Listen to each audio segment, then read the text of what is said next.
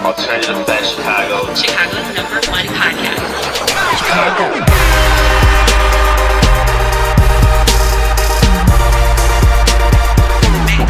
The city of Chicago. Alternative Facts Chicago. Chicago's #1 podcast. Our favorite city. Audio Production.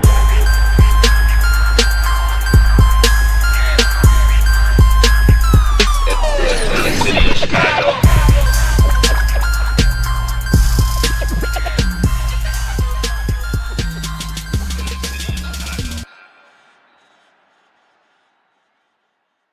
This is episode 73 of Alternative Facts Chicago. It's a big episode. This is B.Hun with my homie Cait back again. How are you today? Hey, good. How are you? I'm doing great. It's been a busy week. We have a ton of big, kind of like some heavy things to talk about today. Yes.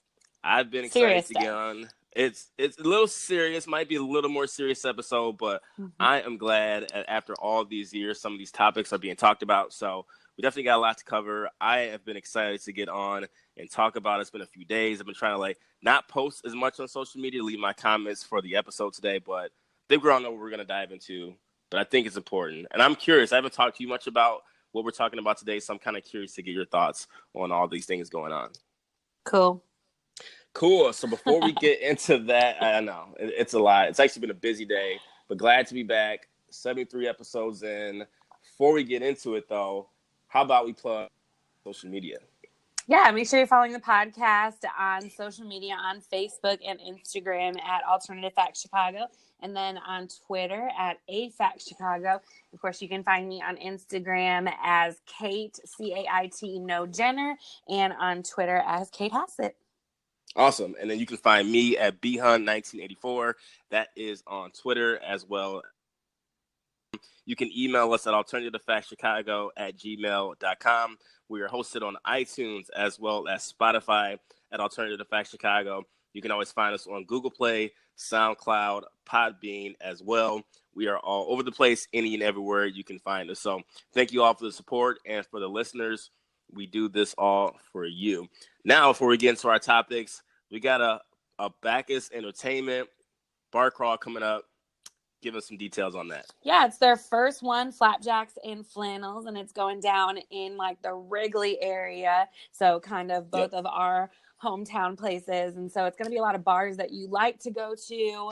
And it's going to be more of an intimate bar setting. So not like one of the big crazy ones where you can't get a drink and you can't even hang out. It's going to be way more fun than that. Plus it's going to have brunch, Flapjacks and Flannels. You can't go wrong with that. So tickets are still on sale for that. It's January 26th. So it's slowly approaching. And I actually just saw on their social media, if you follow them, that's Bacchus Entertainment, BACCHUS. They are giving away some free tickets right now with a donation towards some charitable causes. So an easy way to do a good thing and get into a bar crawl for free. Make sure you check that out. And then we've posted the links also, and we'll have some tickets to give away next week. So listen up for that. Absolutely. So it's a good time of the year, end of January. Everyone's kind of rested, recovered from the holidays, from the new year, got back to work.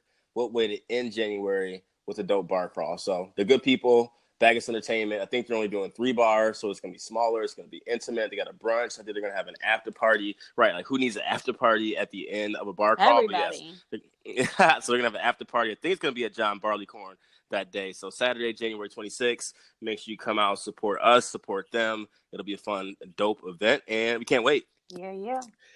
Absolutely. Next, we got to get into quickly our fan of the week. I am excited to give this person the fan of the week. It is Miles from MC Variety Hour. You can find her on Twitter at MC Variety Hour. She also has a podcast. You can find her on it as well. She is hilarious. Make sure you check out her podcast. She listens to our episode each and every week. She leaves us comments on our SoundCloud. She'll post about it on Twitter, leave us comments. So we really appreciate that. We like when people are engaging, like to give us follow-up and feedback. And she's been listening to the show since the very beginning. And I don't think she's ever gotten fan of the week yet. So shout out to Miles. I know she's going to hear this. We love you. You can find her on her social media on Twitter at C Variety Hour, all one word. So we appreciate you, Miles. Keep listening to the show. We definitely want your feedback on this episode. Yeah. Yeah, that's all you got for her? I don't know her. Thanks, Miles. Funny thing is, I've never actually met her personally, but she is awesome. She always comments on our page. I definitely want to meet her sometime. I know she lives somewhere in Ohio, but she's been a fan of our show since the very beginning. So can't wait to meet her. We need to set up like some type of like podcast event where we can meet some of the other podcast hosts from other states. Yeah, that'd be tight. There's a lot out there, but maybe something will work out for a little bit later this year. Now let's get into this. I know we got a lot to talk about. I've been waiting to get your thoughts on this, so you can go for it. Intro it. I got a lot to say. Okay, I don't even know. Like, how do you? Okay, one. yeah. Let's just. I don't even know how to intro this. This is like. Okay, yeah, we gotta talk about R.Kelly. Let's just be honest. Yep. So obviously everybody knows that the Lifetime docuseries called Surviving R.Kelly premiered last week on Lifetime, and it's 6 episodes. I know I have not personally finished it. It's a lot, and it's a lot of it's kind of just hard to watch in general anyway, but you know, long before the Me Too movement even started, R. Kelly was hiding in plain sight. We've known that he's been guilty of these sex crimes for years and years and years, and somehow it's just been pushed under the rug. But this docuseries really has just brought the accusers to the surface. And not only just the accusers, but like the confidants, people on his team. And it's given like a comprehensive look at his life and everything that went on. And just like the sickening things that have gone on in R. Kelly's studio here in Chicago, and then also in his other home in Atlanta. I mean, back from like when the sex tape emerged in the early 2000s, where he's like urinating in the mouth of an alleged minor. Disgusting. Yes, we know that he's been carrying out romantic relationships his entire life, like including Aaliyah, who, you know, was his protege, but she was just 15. And he was 27 when they got married. Interestingly enough, you know, because her first album was called Age Ain't Nothing But a Number. So lots of cues pointing back to it. But despite like all the revelations in this whole docuseries and things that we know that are coming to light, I think the most like important question to ask is like, how has this all gone unnoticed for so long? Well, not unnoticed, but untaken care of. Untaken care of. That's a good way to I don't put know. it. I don't know how else to put it. Like untaken care of. I think that what I've come to learn over the past week is that the generation from, you know, the 90s and early 2000s, which is a terrible thing to say, but it seemed like it was a generation that seemed to overlook and seemed to be okay with older men being with or having relationships with younger women, is what I've come to learn, because people on social media have tried to flip this, you know, off of R. Kelly and say, oh, okay, well, what about Jay-Z and trying to get with Beyonce so long, or like Jay-Z and Foxy Brown when she was young, and how young Lil' Kim was, you know, she was 16 years old. And me being young at the time, I had absolutely no idea or didn't really even think that it was a problem, because it seemed so customary. It seemed so okay. So it seemed like back then everyone just completely overlooked it. And what I'm glad about now in 2019 is we're having these tough conversations, we're having these tough dialogues. And I've talked to people on social media, in group chats, and it's weird. Some people necessarily don't want to talk about it because they're like, why are we so worried about R. Kelly? Like, why are we so worried about this topic when there's so many other things in the world going on? And my mind is, what else in the world is going on that we need to talk about? Is it sports? Is it what? Like, when are we actually going to sit down and finally have these conversations so generations further from now, you won't necessarily have these creeps, so we can pick these creeps out in advance. Or they know if you do these types of things, you're going to get caught and you're not going to be able to get away with it for 15 years. And the reason I'm so passionate about a topic like this, I'm glad it's being talked about. I have a daughter that is 8 years old. In 6 more years, she's going to be 14 years old. Just hypothetically speaking, it could have been something like her way back when that could have been involved in R. Kelly, and I could have been in the middle of this or had no idea, just hypothetically speaking. Or it could be some other creep, you know, in 6 years from now that's trying to be a predator or a prey on her to put her in these situations. So now it's in the forefront. Now we're talking about these things, and I'm glad that it's happening, and I'm glad that people are still talking about it a week or two later. It's getting dialogue going. It's kind of opening up the talk of why these things are not good and why these things shouldn't be happening.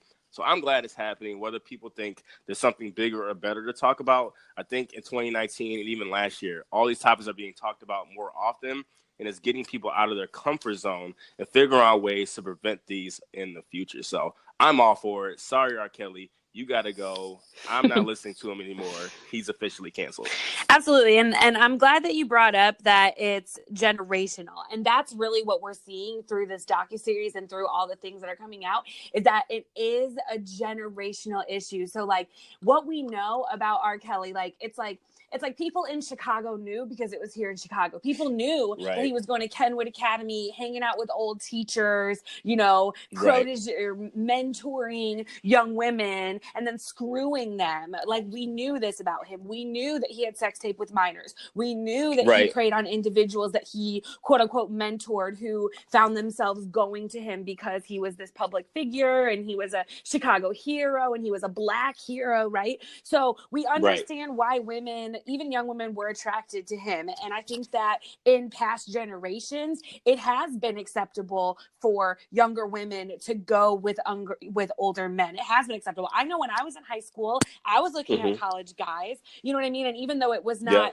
right, we didn't think of them as statutory rapists or predators because we were right on the brink of age. But the older generations, they did. Like, it was, before there were laws, it was much more acceptable to date men who were much older. And so that old school mentality has just really continued to put like the rape culture within, like, to ingrain the United States with the rape culture. Absolutely. And we also know it's generational because R. Kelly was sexually abused. And he even said in like a 2016 interview at GQ, when he talked about his female family member that's abused him. I saw some accusations that it was like a sister. I saw some other stuff that it was a cousin, but he was abused sexually from a young age by an older woman. And we know that generationally that puts you into a cycle of abuse. We know that young people that are abused have a larger chance of going on to being abused. We know that they go on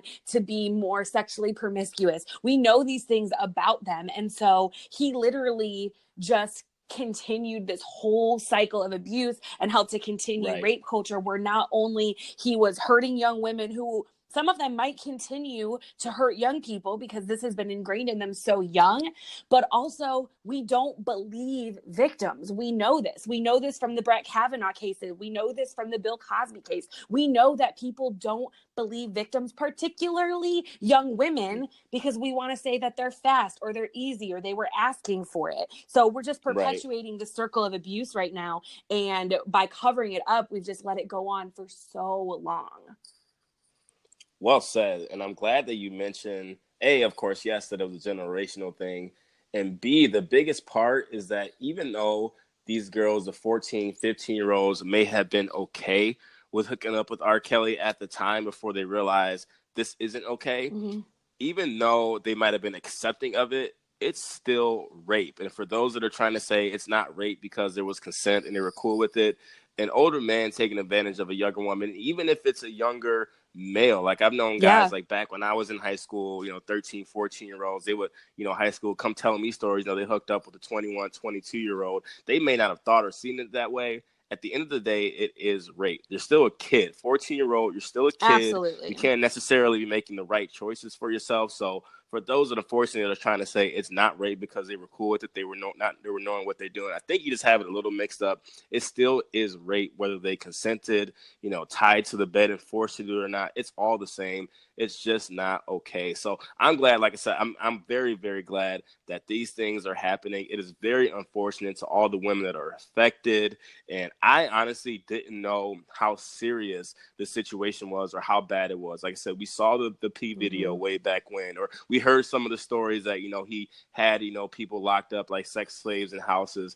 But to see visually the firsthand stories, the women in pain, the crying and all that. The women, that really opened my the eyes. mothers going into hotels couples trying to get their children out. Yes.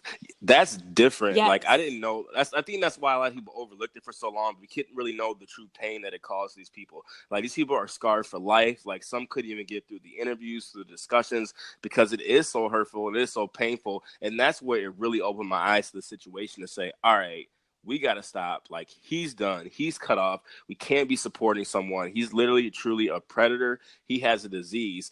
And the fact that his record sales, his streaming numbers have increased, that's weird. I don't know why it is. People are trying to say that they're trying to go back and digest his lyrics. Maybe, maybe not. It could just be some people supporting him through it all, like saying, okay, we're going to support him. At the end of the day, this dude's about to go to jail. And the fact that I'm very glad that I think somewhere in Georgia starting to criminally investigate him. Chicago Chicago's started it. So perfect. So I think if at the end of the day, if this is what's going to cause to finally get him locked up, then this is going to be a successful story. So unfortunately for those trying to say we should be worried about other things, no, we should be worried about this because this guy has gotten away with this for the past 25 years, and it may have taken 25 or so years, but he's finally going to get his just due. I hope all the streaming services take his music off the platform so no one can benefit from these record sales, not even his record label. Shame on his record label, RCA, for still having him employed. They almost got clowned in the week for that, the fact that they haven't dropped him from the label as of yet. Yes, absolutely. Why is it that we can ban Baby Got Cold or Baby It's Cold Outside at Christmas and we can't ban R.Kelly? That's what I don't understand. Like why is Bump and Grind still on a streaming service or age? I don't know. It really doesn't make much sense. At the end of the day, I guess people are still out looking to make money, but those that are still supporting him, guys are idiots for that. Yeah. Like right and right, wrong is wrong. To try to say you can separate the man from the music, the man was making music about the 14-year-old girl. Well, so, and even though that we've brought that up a couple times, like 14-year-old, and you even said that your daughter's 8, so this is a couple years down the line. But actually, statistically, we know that that's not what happens, and that pedophiles like this, specifically serial pedophiles like R.Kelly, groom their prey. So actually, he was grooming Aaliyah at the age of, he was grooming young girls at the age of like 8, 9, and 10. Like Sparkles in the documentary, like her daughter, she brought her daughter around R. Kelly at the age of 7. So that's a little closer to home for you. And he grooms them. He builds a rapport with them. You know what I mean? He offers them advice. He offers to be their mentor. And he's literally checking them out at a young age. So if he's not sexually abusing them before they're 18, he's doing it later. Yes, it's absolutely creepy, but we know that they do this. So if you can know that he's looking at girls that are actually much younger than 14, because I hear a lot of defenses that say like, oh, well, Aaliyah was older than her age because she was in the business and they could have really been in love, or the girls were in high school. And even if you're trying to use the those girls were fast mentality, an 8-year-old is not fast. An 8-year-old does not know how to do that. So I've never looked at an 8-year-old and be like, oh, she's cute. Can't wait till she gets like 18. Right? I can't wait till she's 18 years old. I certainly hope not, because I would turn you in. I would hope you would turn me in. It's freaking disgusting. That's disgusting. Yes. Yeah, I'm glad that this came to light. I'm glad that I'm curious as to why it took this long for them to even criminally investigate them. And I saw one of the articles saying like the police in Chicago were looking for more people to come bring evidence and testimony. I'm like, shouldn't you have enough evidence or testimony after everything you've seen over the last 25 years? Yeah. Why do you need more evidence or testimony? He should be locked up right now. Yeah. But at the end of the day, I think it's going to finally happen. I think he's done. And there's other people out there that do this. And I hope they're scared. I hope they know that in 2019, like these things just have to finally stop. It's gross. It's disgusting. And we got to protect our women out there. Like I don't care if it's white, black, Chinese. It happens to all races. Well, the biggest thing is that we know that it's a sickness. Like we know that it's a sickness. So I just feel like it could have been prevented. You know what I'm saying? Like we let it get so far. We paid people off. We made people sign he made people sign waivers that he wasn't abusing them. You know what I'm saying? He ran this cult and he really like brain worked people, and he did all these terrible things to hide the terrible things that he was doing. And it was like he was literally predispositioned to be sick like this, and it could have been prevented. And instead, he had money and he did whatever he wanted. And he would trick them into saying, "Oh, you can be a music star. I'll get you a record deal. I'll put you on the song." When in reality, He just wanted to be a sex slave, trick the parents. So he's a genius for being able to pull this off and like trick people into doing it. Mm-hmm. But it's still a sickness. I hope the parents feel terrible for all of this. I'm sure they do. But for those that are really affected, the actual women, whether they wanted to do it or not, I feel sorry for you. You know, prayers go out with you, because I'm sure you're all scarred for life. And I'm sure it might have been hard to watch or hard to experience looking back on those times now. Absolutely. But hopefully they can start some healing. And we just need to, support them any way you can. And I'm just glad it was disturbing to watch. Like, I didn't watch the last two because I was honestly pretty pissed off watching it, because I felt like bamboozled after all these. I'm like, dude, R. Kelly's a genius. I love his songs. We were getting tricked for all those years. Yeah, without a doubt. Absolutely, without a doubt. So I think we talked about it enough. I don't want this entire episode to be about R. Kelly. But there is one good article that I'll post on Facebook. I forgot to say that was written by some people at the Chicago Times that have been part of the investigations like the whole time, and it's from like a reporter's perspective. So I'll post it on Facebook. But that's where I got like a lot of my information from, and so as to like why it was covered up and everything. So I'll post that. It's really good. Awesome. Yeah. That's awesome. So we want to get your thoughts. I know everyone's talked about it on social media. Keep the dialogue and discussion going on whatever platform that you use. Keep talking about it. If it starts to get other people in trouble, then that's fine. But I think just going forward, we got to get these people weeded out. It's gross and disgusting. Get them help. They need help. They do need help. They need jail. They need help. I don't care if it's jail, help, whatever, but it's got to stop. So I'm glad that we're finally having this discussion. Word. Let's move on to something also even sad. Worse. No, it's not worse. It's not worse. Our Chicago Bears. You can't claim them. They're not yours. They're okay. They're the city's Chicago. You can't say like when your team's in regular season that it's your Detroit Lions, and then when they're in the postseason it's your Chicago Bears. You get one. I would much rather be the Detroit Lions and not make the playoffs at all, as opposed to having a game you could have won in the playoffs at home, but because of your kicker, who never would go to the stadium to practice, miss a kick and you lose the game to the Super Bowl champions. Like it's such a Chicago Bears thing to have happened. It's unfortunate. So we're seeded ninth. I was unfortunately, I'm not gonna lie, I was a little chuckling inside when it happened. I know you were. I purposely didn't talk to you. I know you were, because you're a hater. I was almost going to text you, but I was like, she's probably pissed. I'm going to leave you alone. But we were going to talk about it. For those that were living on the rock, Chicago Bears was a really close game against the Super Bowl champ Philadelphia Eagles. It was a home playoff game. The Bears were 12-4 in the regular season. Close game. They drove down to the end. I think they had like a 43-yard field goal on the right hash mark. Before Cody Parkey kicked it, he kicked it one time, and he made it right through the uprights. Of course, Philadelphia called timeout, so he had to redo the kick. And, of course, when they redid the kick, bounce it, boink, off the left upright. The Chicago Bears lose. Season's over, and I've seen many videos of people, like, breaking doors, yelling through their phone. I'm sure the city of Chicago was pissed that night. It was bad. Hilarious on my end, sad on your end. What's your thoughts? But what was the real reason? Why did the Chicago Bears lose that game? In your thoughts? Well, you've already taken your stance, obviously. You totally just named Parkey. You were like, I'm not going to name names, but Cody Parkey. I got more, but let's hear yours first. It's just so hard. I mean, first of all, it's heartbreaking. It's hard when you're that emotionally invested in a season, because obviously I've been a Chicago fan my whole life, living in Georgia where I couldn't even get the game on regular TV. And so not only did I move here and they were good, I mean, many of us were just surprised that we won 12 games this regular season. And, it's the first time we'd been to the playoffs in years. And it was just, it's going to forever, this season is going to forever go down as being remembered for this game. And that's the most heartbreaking part of it all, because we had a fantastic season. You know what I mean? We had like a great performance by the quarterback. We had an amazing coach this season, and it's just like, this is what it's all going to come down to. But I will say, just, we can't put the blame solely on Parkey. And if you had asked me earlier in the season, I would have said that it was Parkey's fault, because obviously we saw him. I mean, he was 23 for 30 on field goal attempts this season alone. So obviously not good odds. And I feel like your kicker, you have one job. Like, you have one job. Everyone has a job.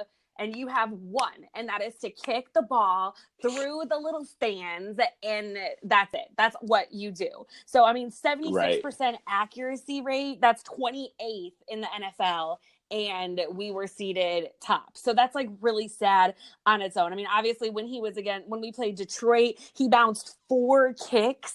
4. Right. So 4. obviously earlier in the season, I would have said that this was a Parkey problem and nothing else. But I don't feel like it's really fair to put all the blame on Parkey, because the running game, this game was just really bad. I mean, 65 yards on 18 carries. We didn't have Trey Burton. I mean, even like Tariq Cohen only got like 4 touches. Like it wasn't even our game. And so it's easy to place blame on Parkey right now. You got it.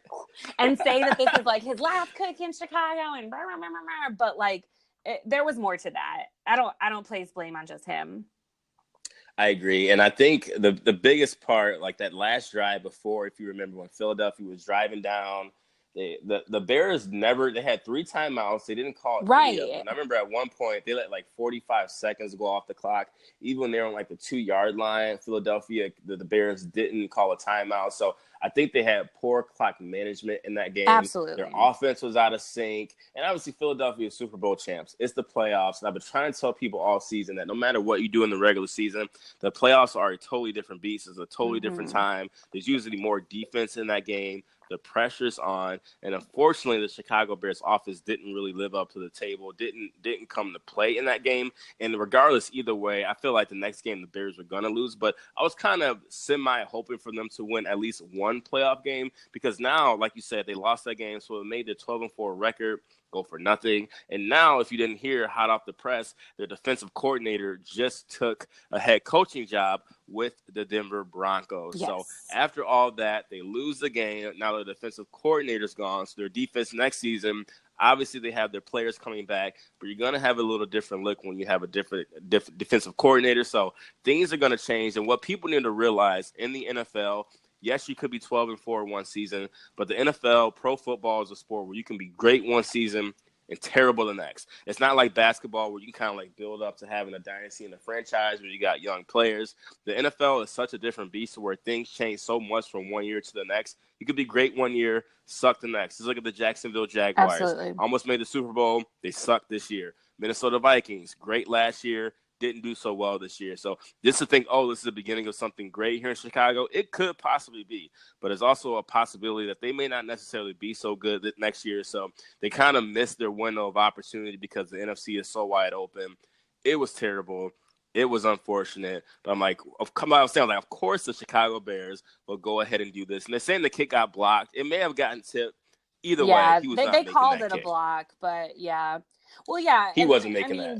Just down to the wire. Also, when you just considering that we were up against the defending Super Bowl champions and how much of a lack of playoff experience the whole team had, including the coach. So, I mean, obviously, I feel like we should have won if we had brought in the real Bears team. And that includes Trey Burton. I feel like we had really minimal production from the tight ends, and that loss of Trey Burton hurt us. He was out on injury. And I feel like taking all those things into account, like there was no way we were going to win. And even if we did, there was no way we were going to get past the next round anyway. Like this is not a Super Bowl team. So it's unfortunate and it's heartbreaking. But there was a lot of factors against us. Right. It was a great season, but it just sucks that it had to go out that way. And it'll be forever remembered like this. Ever. Absolutely. Forever. And that kicker, and it was cool that Kobe's the man. You know, he gave some words of wisdom over Twitter to Cody Parkey saying, you know, you got to work hard, come back, and win over the graces of the Chicago Bears next season. Newsflash, I highly doubt that Cody Parkey is on the Chicago Bears. Yeah, he's not. I don't know about 99% he's not coming sure back. They're gonna cut him. If they haven't cut him already, he'll probably be cut within the next couple of months. They probably are gonna wait a little bit. So I'm sure he's already had a bad week. He's probably getting cut. He probably won't be back. Yeah. So if he goes to another team, if he even gets another job, but I think he'll be okay because I'm not gonna lie, his wife or girlfriend I saw in a picture with, she's freaking hot. So he'll be okay. And then two, he made the second highest salary this year, all guaranteed for kickers. I think like $3 or $4 million this year guaranteed. So he'll be okay. He'll get over it. But I'm not sure if any team will ever sign him in the NFL. I think another team will sign him, and I hope to God that he goes and practices at the field. Right. Like what? Like I was like, it's your job. All you have to do is go kick. Like Right. why? You have I, one I know job. You traffic's have one bad in job. Chicago, but you can drive from the suburbs to go But also practice. So knowing Chicago and how we do this anyway, how long we kept Jay Cutler, we're probably going to keep him for the duration of his 3-year contract and just like continue to let our fans boo him just like we did to Cutler. So yeah. facts. And did you hear that Robbie Gold was at Yes. the game It's just like too? putting Man. salt on the wound, just like haha. I wonder how he. I guarantee he was probably sad inside, but deep down, he's probably like, "That's what you Exactly, get." yeah. That's probably how he felt. Yep. So The Bears yet again crazy defending our stories. title as Choke Chicago. So, well, I've never heard that. I've said it Chicago, before that's a good on one. this podcast. You know, I don't listen to you sometimes, so it's all good. Well, you should, because I'm smart. You should listen to me a lot more.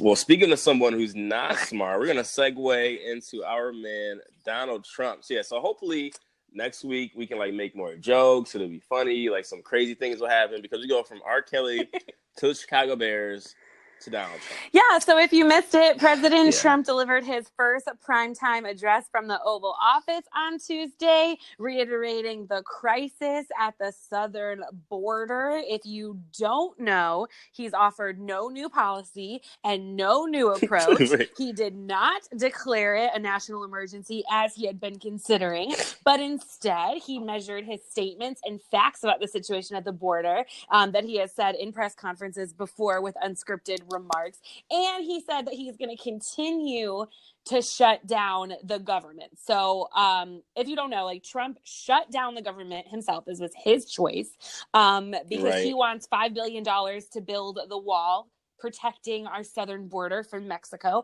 And the government is only offering him $1.3 billion. So we're on, today is 19 days of government shutdown, which is the second longest in history. And it's just like really important to know, are we in a state of emergency and what's going to happen next? Well, so I guess first of all, you think of a government shutdown. If they really wanted a government shutdown, what I always think of a government shutdown, you think like everything's closed, nothing's open, like traffic lights don't work, like everything just shut down. So it's like, it's not really a government shutdown. I was talking to my coworkers about it today. I was like, everything still works. I feel like it's business as usual. The banks are open. Federal offices are still open. It's like, what's really shut down when you say a government shutdown? Like, what's closed besides people not getting paid?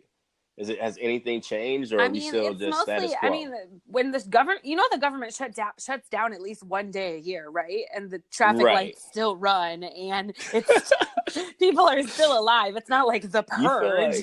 It sounds like when you say like it's just gonna be mass chaos. It's like anything go like the cops don't work, like hospitals are shut down. The cops don't work. No, it's not like zombie apocalypse, like the episode that's a part of Bird Box where everyone's freaking the F out. Like, that is hilarious. The government shuts down all the time. But what's different is that Trump purposely shut down the government because he didn't get what he wants. He threw a little temper tantrum. He wants X amount of dollars and they're not giving it to him. But yeah, things are not running and people are really being affected by this, really being hurt. Like I saw a whole article of people like telling their stories of how they're being hurt, but like specifically like, like people that, like what you said, people that aren't getting paid, like veterans, people with disabilities, things like that. We're also seeing small businesses being hurt. Our nutritional programs for specifically women and infants, like WIC and Head Start, none of those are running right now. Even like some food safety operations are going to be stalled because they're funded by the government. The CDC can't go through with their flu shot program right now because they're funded by the government. So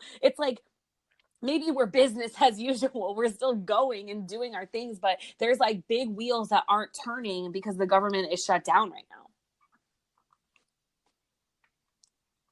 That's crazy. So I didn't watch it live last night because I wasn't necessarily caring to watch it live. I believe you. I was watching for real. No, I really wasn't. I was watching my guy Cassius Winston from Michigan State tear it up. He's having a great season. But outside of that, for one, so a couple of takeaways that I took away just from like looking at it from the outside and kind of seemed like we're really no closer to the government shutdown being over. I think it's still going to go on for at least a little while.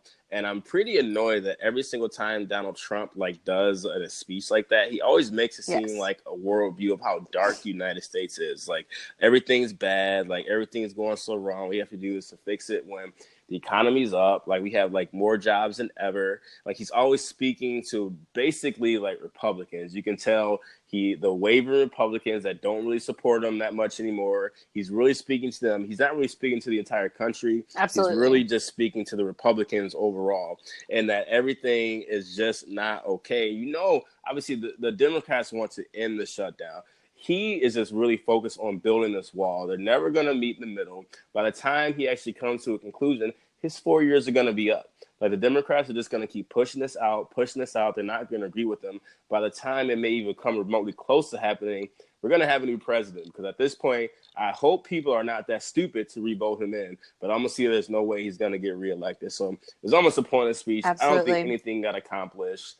And I think I'm just over him. But we're going to have to keep talking about him because he's going to keep saying the same stupid things. And it's kind of unfortunate that people like necessarily might not get paid for this. That's the sad part about everything. I don't think that's ever happened before, at least not in our lifetime. So hope it gets resolved soon. But from listening to some of the clips from last night, I don't think I feel like we're just like negotiating with terrorists right now. Like literally, it feels like we're in like Taken, and Right. Liam Neeson is like, we're not giving you more money. Like it's just like it's Taken. freaking crazy. And if you watched last night, which hopefully some of our listeners did, the House Speaker Nancy Pelosi and then Senate Minority Leader Chuck Schumer, they addressed afterwards and literally blasted Trump and everything he said. Like all of his allegations, they just came back and were like, no, like absolutely not. Like, for instance, Trump said that, the number of arrests of illegal immigrants with criminal records was like 266,000 of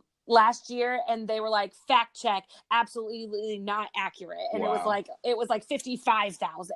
And yeah, it's just so crazy. He said that more Americans die every year from drugs than were killed in the Vietnam War. And they came back and they were like, absolutely not. That's not true. And like, this is why. And they had all the numbers, and they literally fact checked every single thing he said and came right with a clap back, and it was absolutely amazing. So I mean, I don't know. I know a lot of people give like Nancy Pelosi shit, but after like how well she came across with the points at the fact check or whatever they called it. It's literally cbsnews.com/fact check. You could check this all out. It was amazing.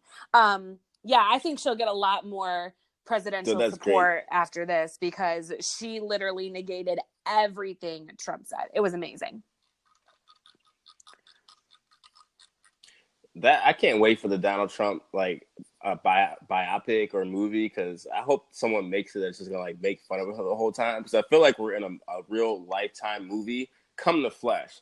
Like someone who's blatantly just not supposed to be president is president, and we're just living through all the tomfoolery of it. Like day by day, you just don't know what's gonna happen next. And we're only a couple years into this, people, so we got to strap in.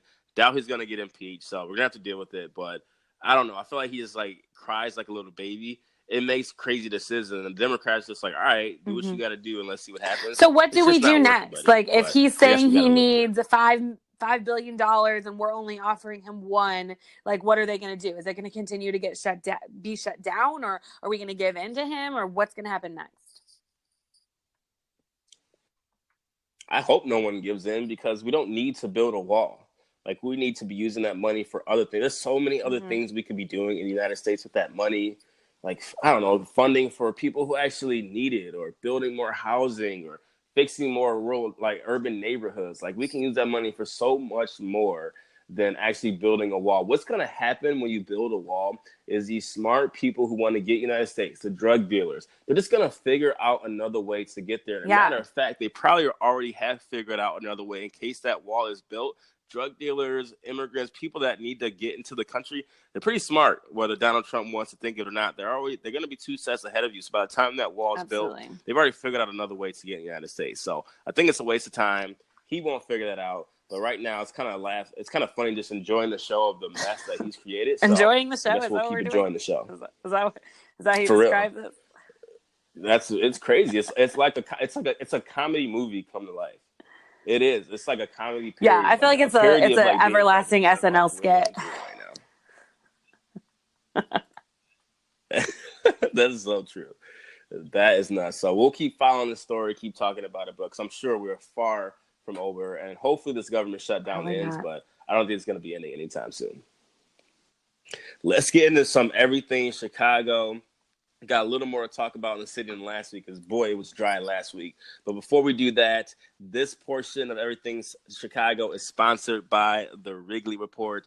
Cubs fans, if you're looking for the latest Wrigley renovations, updates, team news, player analysis, and overall Cub news, look no further than the Wrigley Report, your source for all Chicago Cub news. You can find them on the social media sites at the Wrigley Report. That's at the Wrigley Report. Shout out to Jason. They always keep us up to date on what's going on in Wrigley. I know he had posted, the Wrigley Report had posted pretty recently about all the renovations that's going on, the expansions in the area. If you haven't been to that area lately, it's really come up over the past few years. They put a lot of money into that city and into the Wrigley area, obviously with the Chicago Cubs doing so well. So it'll be curious to see like what the neighborhood looks like in another 3 years from now.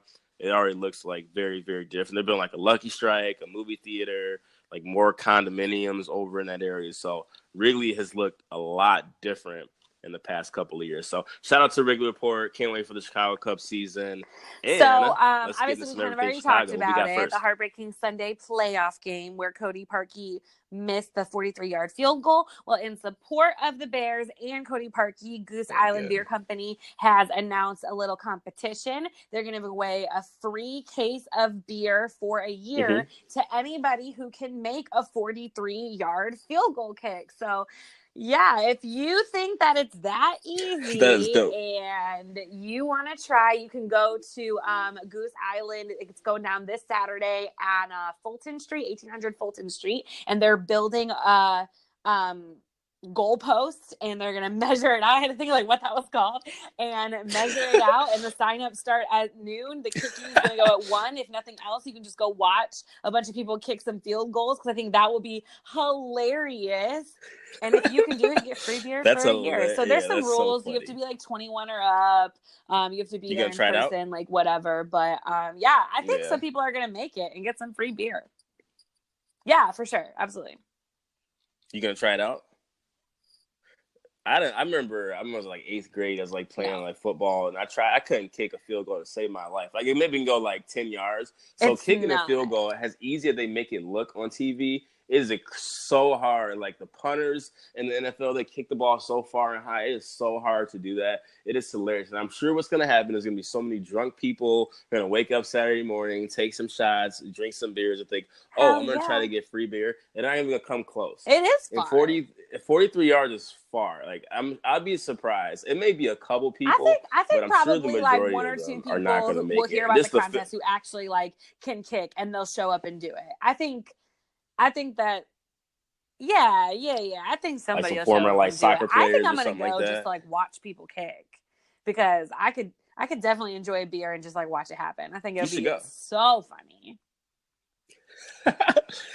Yeah, just for kicking. I mean, it's no different than the people that go out in the middle of the football game and play the dumb games or whatever and try to win a Southwest gift card. Like, it's no different than that. Yeah, except when you do that, you're doing it in front of like way more people than you are at this. Yeah. That's hilarious. Cool. At least they're trying to like flip it, the negative into a positive. My homie Tom Mays, and I don't know if this is accurate or not, but like on one of like the big buildings in Chicago, they had like a little video of like of a ball going through a goalpost of like hitting it, like a boink symbol popping up after. I still don't know if it's true. It wasn't in Philly. Was that accurate? I don't know. Yeah, it was in Philly. Yeah, Philly trolled us like hard. Oh, was it Philly? Okay, I got you. They trolled us freaking hard. Good for them. Yeah, agreed. Good for them. They're the champs, so they can do it. But that's pretty nuts. So speaking of the Chicago Bears, fans aren't happy. A lot of the defensive players for Chicago, they're not happy right now. The defensive coach, Vic Fangio, they lost him to the Broncos. He was announced just today as Denver's new head coach. So what does this mean for the Chicago Bears? Defense, I know we got Khalil Mack. They had a great defensive run. Amazing season, I think, like 3 All-Pros from the defensive side of the ball. Is this going to change their defense? Man, I think we are legitimately in trouble next year. Like, I think coming off of Sunday's game, people were still kind of like, oh, okay, they're next year. And everything I was reading was like, there's still a chance for next year and this, that, and the other. And like, I think after this, like, Chicago's really going to take it hard. Obviously, the fans are really, really upset. I mean, this is like a really a legendary like defense. I feel like I mean, especially like for people who've been fans for years. Right. Like, I mean, we only allowed 17.7 points per game on average this year. That's the lowest total in the NFL. So it's no surprise that Denver was recruiting him because their defense can use some help. But upon everything else, I just think we're in trouble next year. I think we're not going to see the same team at all. Like, I think that our shot of going far next year is just over now. And unfortunately, I semi agree with you. And like I said, in the NFL, it's just so tough to make the same magic happen 2 years in a row, to think, oh, they're going to be good for the next 5 years. That just doesn't happen in the NFL outside of teams like New England Patriots or like the Pittsburgh Steelers or the best organizations in NFL history. Yeah, you can do that and have dynasties. Honestly, it just doesn't happen in the NFL. Like, honestly, it just really doesn't, whether you want to believe it or not. Losing a defensive coordinator, yes, you may have the same players, but a defensive coach, honestly, it has more effect on you than you really think. Like, the game plan scheme may just change. Your whole mental may just change. So I think they definitely missed an opportunity. It's definitely really going to hurt them. For the city of Chicago, I hope they bounce back. But to think, oh, they're going to win another 12 or 13 games next season, I'm doubting it. Hopefully they'll prove us wrong. But for now, absolutely, I'm a little concerned too going into next season. All right, we got to talk about more R.Kelly stuff. What else you got? Because this just came up today. Again? But apparently cops were knocking on R.Kelly's recording studio doors just last night. If you also didn't know, yesterday was R.Kelly's 56th. Kind of like why the docuseries came out at this time and why everything happened when it did. But it's woken up the eyes of people specifically here in Chicago, and they tried to raid the recording studio / sex den as one of the. But they went there and it was completely empty. So now we know that there are investigations going on R. Kelly and that he is, quote, on the run, according to the things that I've seen. Because he was seen in Chicago last week. So my question is, what do you think is going to happen next? So I think deep down he's going to end up arrested. I think finally that we have these documentaries, series. I think they finally just have enough to officially put him in jail, put him under the jail. I know it took a long time for someone like Bill Cosby. It took years and years and years, and now he's in prison. I think the same is finally going to happen, R. Kelly. And the reason why he was threatening to sue anybody that got involved or this and that and the other, why he's been suing people his entire career or like paying people, hush money all these years, because he knew that one day his day was going to come. And I think in the documentary, he even said, or one of his brothers or managers, I forget who had said that, he came to him one time and said, if I don't stop this, I'm going to go to jail. I have a problem. So I think he knew, and he tried to press it under the rug. But I think, and I'm glad it's finally going to happen. We mentioned it earlier that I think he's finally going to end up in jail for this. So I think that's what's going to happen. I hope. Like, what other things could happen? He can't just sit scot-free for the rest of his life after this. So where do you think he is? Probably. What if he's in he's probably with Tupac and because they said he's not in Atlanta. He's not at his house in Johns Creek, Atlanta. He's not in his studio here in Chicago. So they raided it. And honestly, R. Kelly isn't really on top anymore. More of his legacy is older. And I feel like of all the money we found out that he's been paying people out from under the table and paying to cover up and this and the other, his funds have to be low. It's not like he's the richest man in the world right now. So where is he? You think he's on a private island? You think he's laying low somewhere? Because he doesn't own all his music, so I'm sure he's got a back catalog. He's probably getting some money from. I know he had shows, but all his shows have been canceled in the past year and a half. Everyone's been canceling his shows. Good. They should, and I was people who still want to go see him in concert. God. You're an idiot. But anyway, we'll save that for the end of the episode. But yeah, I don't know where he is, but his time's gonna come. Yeah, there's also an attorney here in Chicago that's calling for all victims to come forward. So, seeing as we are in Chicago, if you or anybody was related to this case, tell them now is the time to help put this man behind bars. And I follow a lot of people in Chicago on Twitter, and a lot of like older ladies now, or I guess in like their 30s or so, they were like, back then we used to always see R.Kelly at our high school, like back then. It So is it was creepy, weird. yeah. I don't know. Yeah, We don't have to go back that's into where it, he but used to get girls, was at Kenwood Academy. He'd get the girls in the gospel class. They yeah, had like a world-renowned gospel. gospel Yeah, they class. did. They had like a world-renowned teacher. That's Yeah, and nuts. he would go in, and that was like his past teacher, and he would like mentor them and then have sex with them in the freaking classroom when school got out. I'm serious. You That's didn't see any nuts. of That this? is. Oh, No, I well, missed that part. I think I had enough of finding stuff, so I think I kind of yeah. stopped. All right. What else is going on in Chicago? Lastly, in Chicago, this is actually a cool story. So Navy Pier, obviously, it's the wintertime, a little cold in Chicago, so they're trying to bring the element of summer. So it will be summertime shy here very, very soon. So what they're doing in Chicago is that they're bringing the Beach Chicago to Navy Pier. So the Beach Chicago is going to be happening Saturday, January 19th at Navy Pier in their Aeon's Grand Ballroom. It's a free interactive public art installation opening.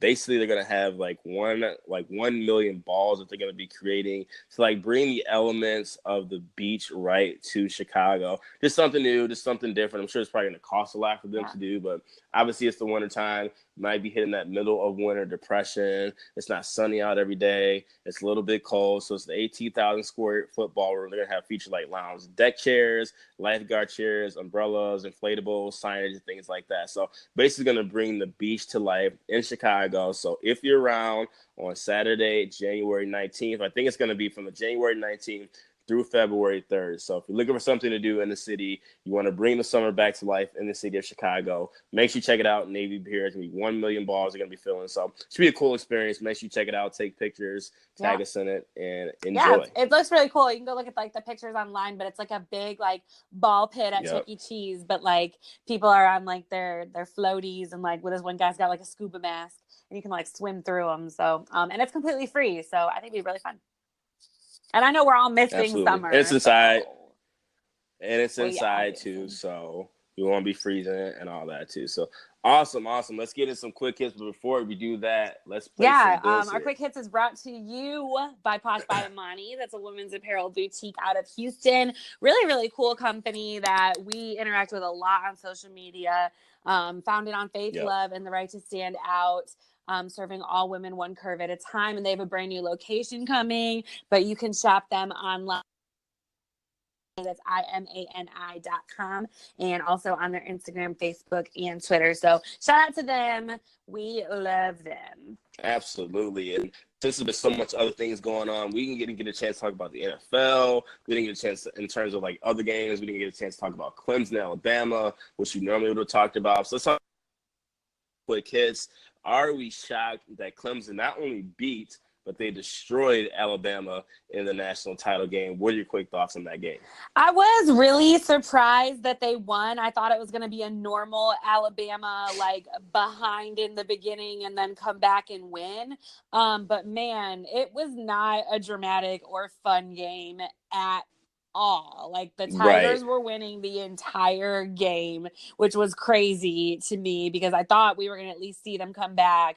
But no, like it was boring. It was not fun to watch at all, and Clemson totally took it.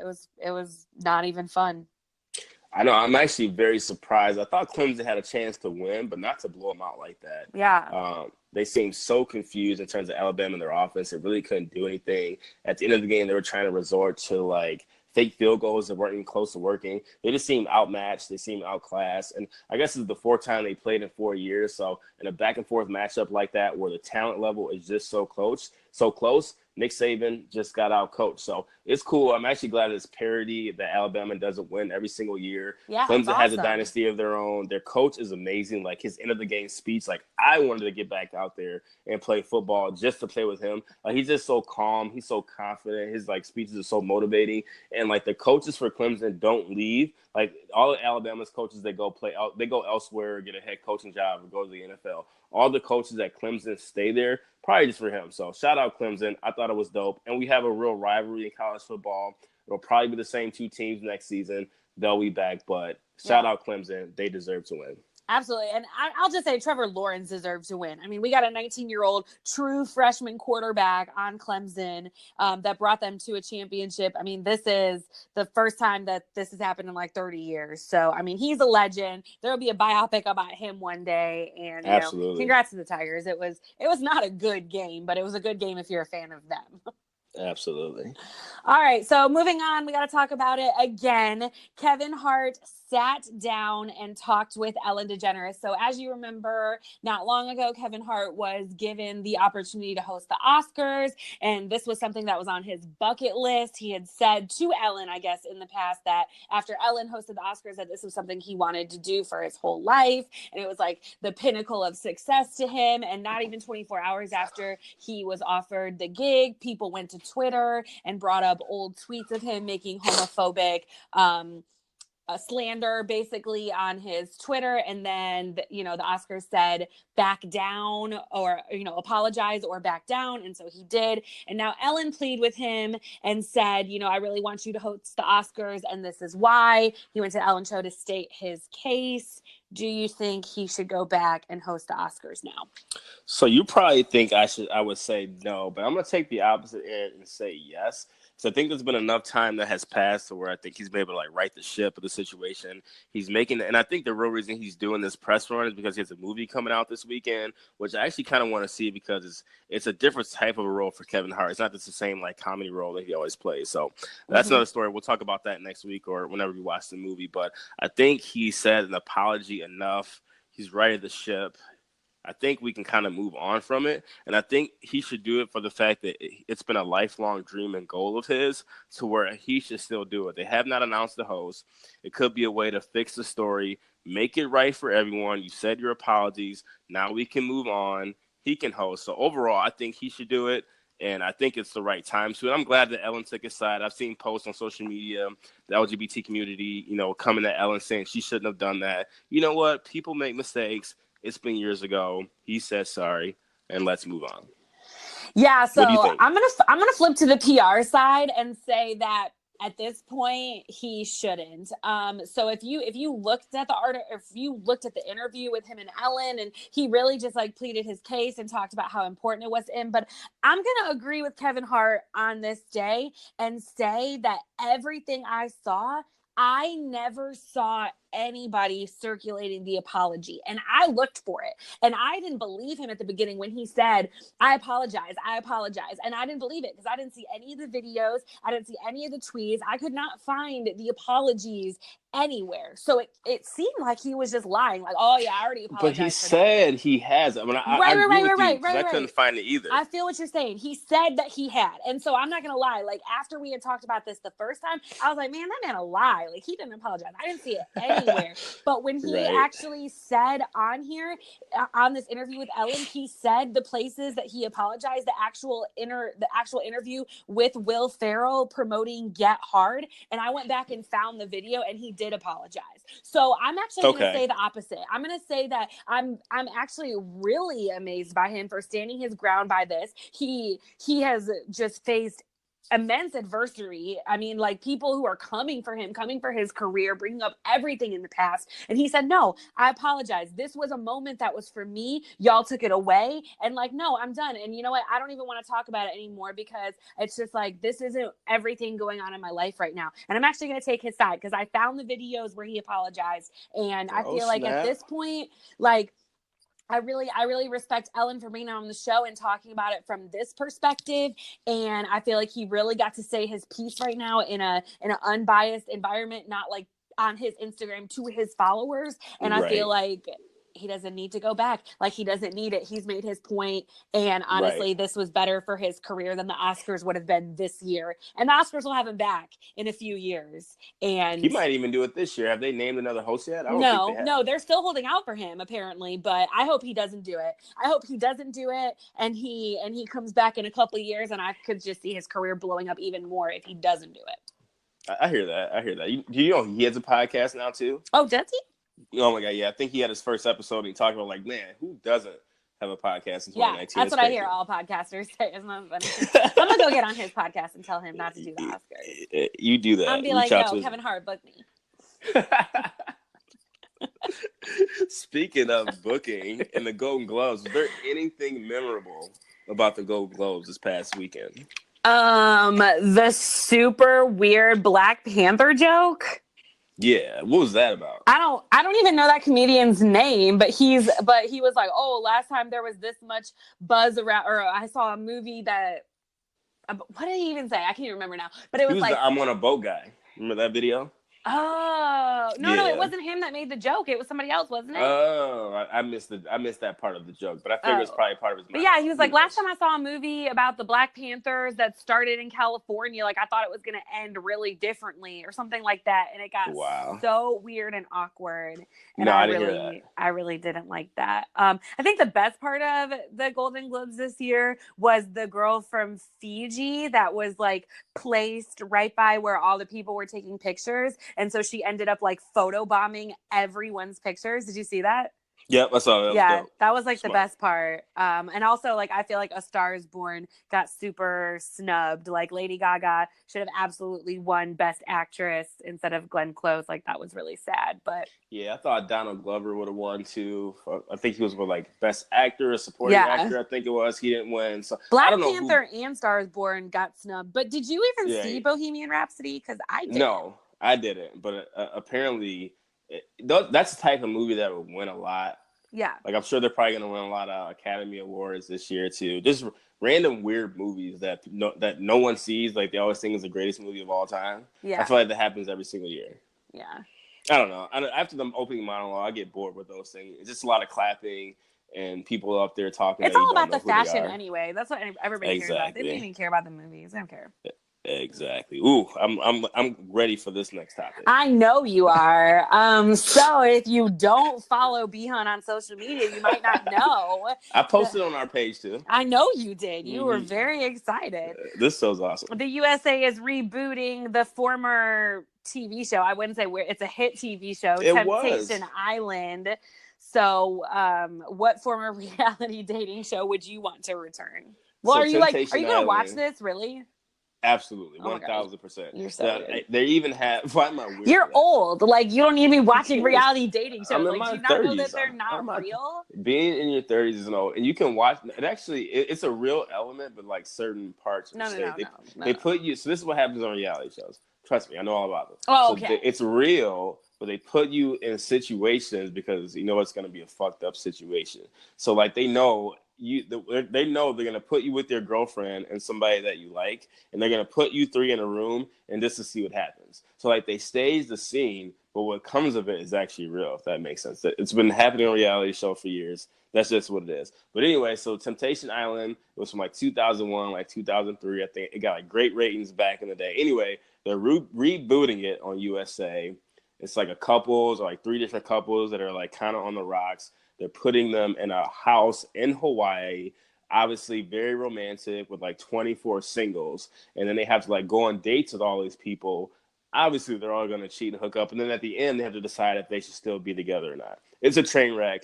It's amazing. It was a hit back then. But if you're going to bring back one reality show, you have to bring back that show MTV Next. Like the Next bus was awesome. Like just imagine if you got to date someone and they barely hop off the bus and you just see how Next at them and they have to go back on. That show was hilarious. It was awesome.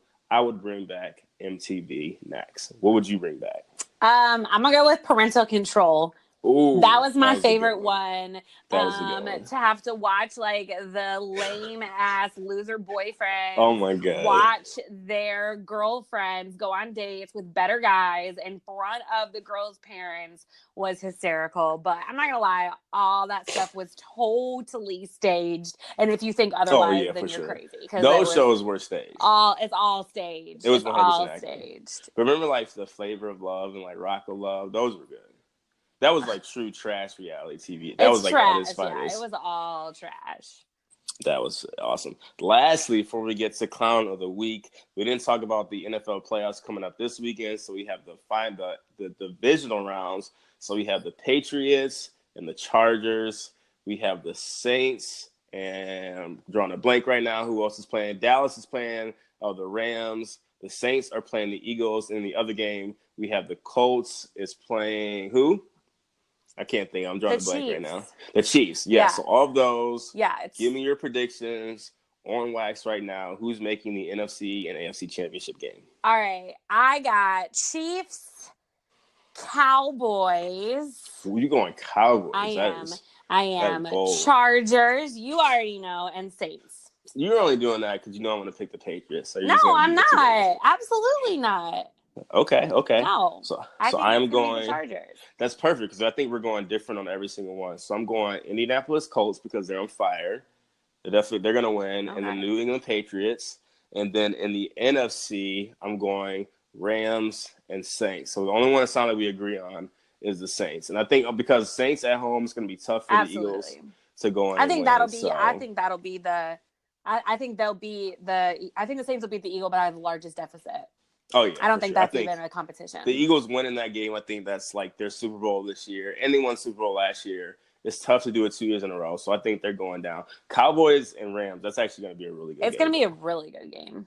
Because the Cowboys fans travel. It's probably like a home game for them. LA fans don't care about football like that, so it'll be dope, but I think the Rams will pull it out. And I got to go with Tom Brady. They can't lose right away to the Chargers.